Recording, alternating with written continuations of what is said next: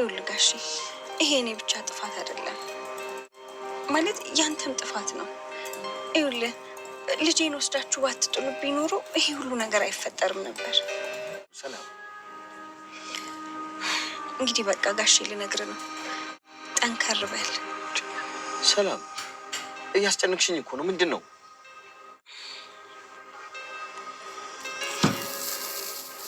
ጋሼ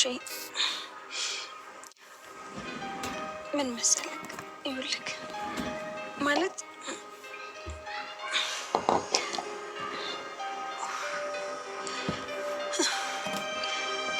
ይሄ የተረገዘው ልጅ ማለት ነው በቃ የዳጣው ወንድም ያንተ ልጅ ነው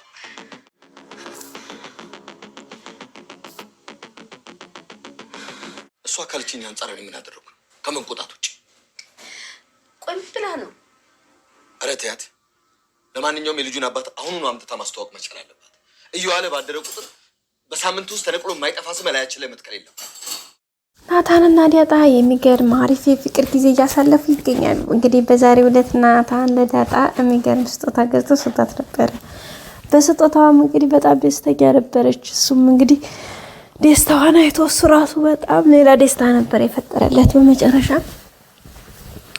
የዳጣም ስጦታዋ ኤልፖፕ ነበርና እንግዲህ ዘና ያለች ኤልፖፓን እየመጠጠች ነበር ማለት ነው ከዛ በኋላ አብድ እንትና ውሃ መታባት ነበርና ውሃ ደግሞ ያን ስጦታውን ካልሰጠሽኝ ምንድነው የደበቅሽው ብላ አፋጣ ያዘቻት በመጨረሻም እንግዲህ ዳጣ ያው ለመሸሸግ እስከምትችሉ ድረስ ሞከረች ግን አልቻለችም በመጨረሻም እንግዲህ ውሃ ቀማቻት ማለት ነው ውሃም ቀምታ እንግዲህ ልትበላባት ብላ በቃ ዳጣ ማለት ነው ያለ የሌለ ፓወሯን የተጠቀመችው በመጨረሻም እኔ ገዛልሻለሁ ሌላ ብትላት ምናምን ያው የውሃ ነገር ታውቃላችሁ ደግሞ የልጅ ነገር ግግም አለችባት የስጦታ ነው ብትላት ልትሰማት ነው እንዲቀይስ አልሰማት አለች በዛ እንግዲህ ዳጣ የምትችለውን ሁሉ መስዋዕትነት ነው ያስከፈላት ጋይስ ወይ እንግዲህ ለካ ስጦታ ይሄን ያክል ነው ትላላችሁ በመጨረሻም እንግዲህ ዳጣ ከውሃ በግድ ቀምታ ያኔ በቃ ውሃ ተቆጥታ ነው ኦሬዲ አኩርፋ ይወጣችሁ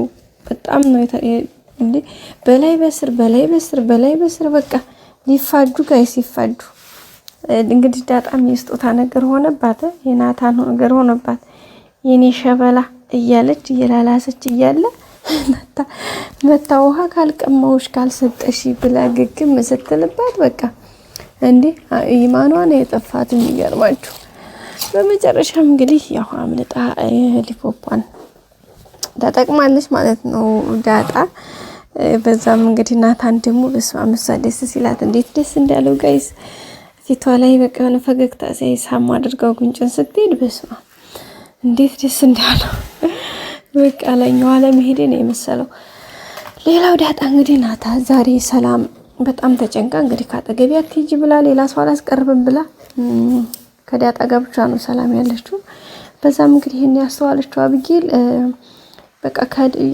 ይሄን ሁሉ ሰው አትግቡ አትቅረቡ ይብላ ዳጣን ምንድነው እንዴ አጠገቧ እንድትሆን የፈቀደችው ለምን ዳጣን እንደዛ ፈቀደች በማለት እንግዲህ ለእናቷና ለናታንና ለእናቷ ለይዞሮ ማርታ ስታቀርብ ነበር ወይዞሮ ማርታም እንግዲህ አይ እሱንም እሷ ራሷ መብቷ ነው እሱ ራሷ ነው የምታውቀው እንጂ እኛ አይመለከተንም በማለት ነው የመለሰችላት አብዬን ደረጃ እንግዲህ አይ ሰላም የምታለቅሰው የሆነ ነገር አለ ማየ በቃ ችግር አለ ባለፈው እንደነገርኩሽ ነው ስለዚህ የሆነ ነገር አለ ጠርጥሩ በዛ ላይ ደግሞ ለናታን የሰጠችው ወረቀት አለ ያን ወረቀት ናታን ያምጣ ምናልባትም እኮ ሰላም ራሷን ልታጠፋ ልትችል ይሆናል ስለዚህ ያ ደብዳቤ ምናልባት ያንንም ያመለከት ሊሆን ይችላል ስለዚህ ናታን ያምጣ በማለት ናታንን እንግዲህ ማርታ ፊት አፋጣ ነበር ያዘችው ናታንም እንግዲህ እኔ ምንም የለም ወይዘሮ ማርታ እንዴ ናታን የሰጠች ካለ ለምን አታመጣው ምናም ስትለው ምንም የሰጠች ነገር የለም በማለት ነው ግግም ያለባት ወይዘሮ ማርታም እንግዲህ ካላለ የለም አለቀ ካለ ግን ናታንዬ ምን ይታወቃል ምናም ነበር ያለችውና ወይዘሮ ማርታ አይ ናታን አረ ምንም የለም አይዝም ብላ ነው አብጌል ብሎ ነው የመለሰላት ከዛ በኋላ አብጌል ደረጃማ ያየሽው ውሸታም እኮ ነው ባይኔ ያየሁትን ነገር ትክደኛለህ? ውሸታም ናታን ማለት ውሸታም ነው። በቃ ከዛሬ ቀጥለሽ ናታን እንግዲህ ውሸታም ነው እንዳታምኑ እያለቻት ነበርና ወይዘሮ ማርታም አይ ናታን አይዋሽም፣ ሲጀምር ቢዋሽ እንኳን እንደዛ አይባልም፣ ዝም በይ አንቺ ብላ እንግዲህ ልጇን ነው የተቆጣችው። ያው ልጇንም ከተቆጣ በኋላ እንግዲህ ናታንም ምንም እንዳላየ ምንም እንደማያውቅ ነው ግግም ያለባቸው። እንግዲህ ያው ሰላምም እንደሚታወቀው ለጋሽ ደረጀ የልጇ አባት እሱ ራሱ መሆኑን ነግረዋል። ጋሽ ደረጀም እንግዲህ በለቅሶና በእንባ ውስጥ ነው የሚገኘው። በጣም አስቸጋሪ ሁኔታ ውስጥ ነው ያለው። ከባድ ነው። አስባችሁታል? ይህ ስሜቱ ማለት አንድ አባት ምንም የማያውቀውን ወይም ደግሞ ከዛች ሴት ጋር ምንም አይነት ሪሌሽን ግንኙነት የፍቅር ህይወት ምንም የሌለበትን የተረገዘው ልጅ ያንተ ነው ሲባል አስባችሁታል? ለዛውም ቤቱ ካለችው ሰራተኛው ማለት ምንም አንድ ቀን መሄዱን የማያስታውስ ሰው የልጅ አባት አንተ ነህ ሲባል አስባችሁታል? ጋይስ በጣም ከባድ ነው የምር ማለት ነው። እንዴት ስሜቱ በጣም በቃ ከአእምሮ በላይ ነው። ገባችሁ? እና እንግዲህ ደረጀም እሱ ነገር ነው የገጠመው። እንግዲህ እሱ ደግሞ ሌላ ሰው ነው ብሎ ሊሰማ ፈገግ ሲል ሰላምህ እንዴ አንተ እንዴት እንደዚህ ትላለህ ብላ ነው እንግዲህ የቀወጠችበት። ማለት እንዴት ነገሩን ቀለል አድርጋ አየኸው አለችው። እንዴ ደረጀ ታዲያ ምን የሚያውቀው ጉዳይ አለ? እኮ ጥፋቱ የሷ ነው። እውነት ለመናገር የሰላም ነው። ምክንያቱም መጀመሪያ ላይ ያ ነገር ስታደርግ እሺ ኦኬ ያረገችው መልካም፣ ግን ደግሞ ውላድራ እንኳን መናገር ነበረባት በዛኑ ጊዜ ማለት ነው።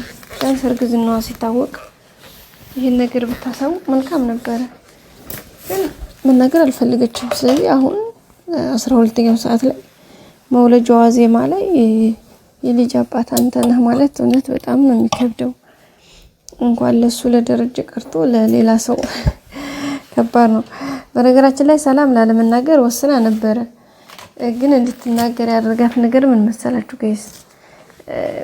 ያኔ በቃ አሁን መውለጇ እየደረሰ ስለሆነ በጣም እየፈራች ነው ምናምንና ምናልባትስ ብሞት ብላ ታስባለች። እና ብሞት እኔ አንደኛ እኔን ማጣት፣ ሁለተኛ ደግሞ ልጁ እንዴት አባቱን ሳያውቅ እንዴት ያ ማለት በቃ ሜዳ ወደቀ ማለት ነው ከማለት አንጻር ነው ይሄን ነገር ያደረገችው።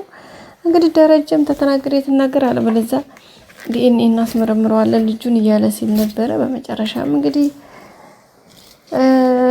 እሱ አባት መሆኑን ሰላም አረጋግጣለታለች። ደረጀም በዚህ በጣም ነው የተከፋው፣ በጣም ነው ያዘነው፣ በጣም ነው የተሰበረው። በጣም ከባድ ነው እውነት ለመናገር ይሄ በቃል የሚገለጽ ራሱ አይደለም። ነገር ይሹ በጣም ከባድ ነው። ሰላምም እንግዲህ ዛሬ የስንት ዓመት የዓመት ሸክሟን አውርዳለች። ያ ማለት ለደረጀ ተናግራለች። በቀጣይ ክፍል እንገናኝ። ሰብስክራይብ ላይክ አድርጉ። መልካም ጊዜ